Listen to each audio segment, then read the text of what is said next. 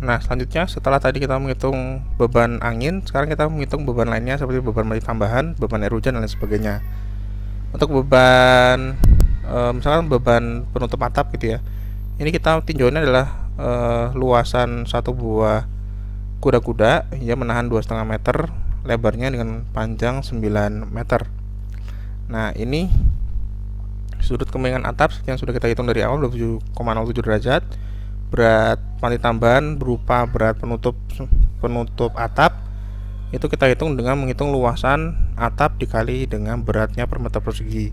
Nah, luas atap di sini ini saya analisis separuh ini, separuh ke kiri gitu. Jadi cuman dari sini sampai sini separuh bentangnya saja. Nah, kenapa cuma separuh? Karena kan dia miring. Luasannya luasan miring, bukan luasan datar gitu.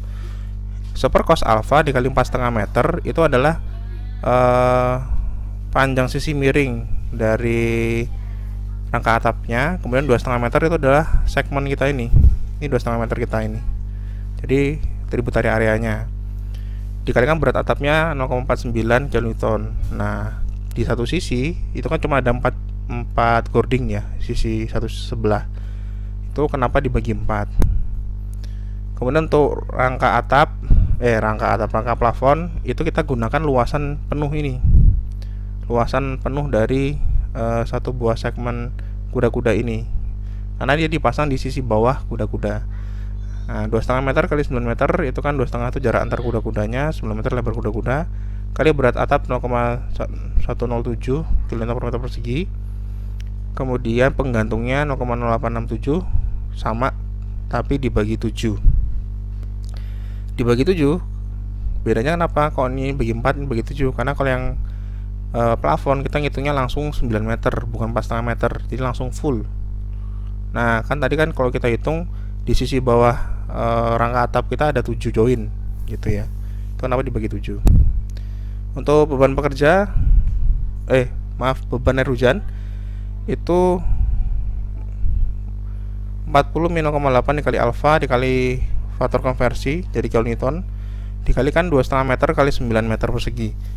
Nah, ini lagi-lagi kenapa kok ngalinya 2,5 meter kali 9? Padahal kan beban angin itu jatuh di atas genteng. Nah, karena peraturannya dari SKB 1987, air hujan itu dihitung terhadap luas bidang datar, bukan luas bidang miring atap. Itu ya. Sehingga rain load per one join itu dibagi 8. Kenapa? Kenapa kok dibaginya 8 bukan 7? Gitu. Nah, ini dia. Dibagi 8 itu karena ada 1 2 3 4 5 6 7 8, ada 8 join di sisi atas. Jadi walaupun dari luasannya kita mengeluasan bidang datar, tapi emang beban angin itu bekerja pada join sisi atas dari struktur kuda-kuda kita. Kalau dilihat di tengah itu 2R. Kenapa kok 2R? Karena di join tengah itu terpasang 2 buah gording kiri dan kanan. Itu alasannya. Kembali ke yang tadi. Sini.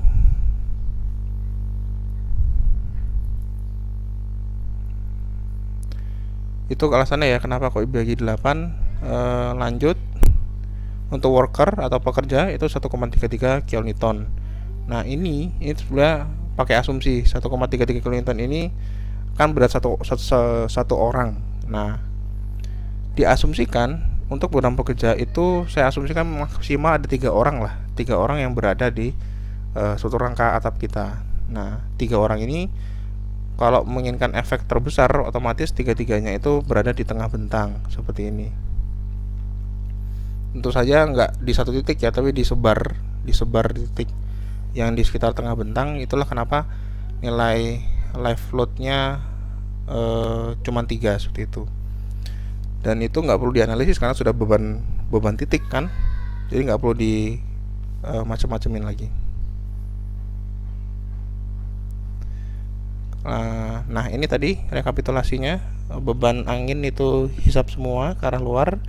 Beban mati tadi ada added load, beban mati tambahan. Added load 1 itu beban mati tambahan berasal dari genteng gitu ya. itu berada di sisi atas dari kuda-kuda kita ini. Sedangkan added load 2 itu beban yang berasal dari struktur plafon dan rangka plafonnya, itu bekerja pada sisi bawah dari kuda-kuda kita. Sedangkan untuk dead load atau beratnya si rangka kuda-kuda itu kita asumsikan terkumpul di join sisi bawah kuda-kuda semua gitu. Beban air hujan itu begini, jadi di sisi atas, kemudian di tengah-tengah ada 2 kali lipat. Beban pekerja ada 3 orang pekerja di tengah-tengah, dan ini yang tadi sudah kita bahas. Baik, itu saja saya kira kuliah kita hari ini. Jadi intinya tentang analisis beban-beban yang bekerja pada struktur atap. Nah, setelah ini barulah kita masuk ke, nanti di kelas kita akan coba analisis strukturnya gitu. Kalau melihat ini ya mungkin nanti kita pakai bantuan program kayaknya ya gitu. Itu saja dari saya. Mohon maaf jika banyak kesalahan. Saya akhiri. Assalamualaikum warahmatullahi wabarakatuh.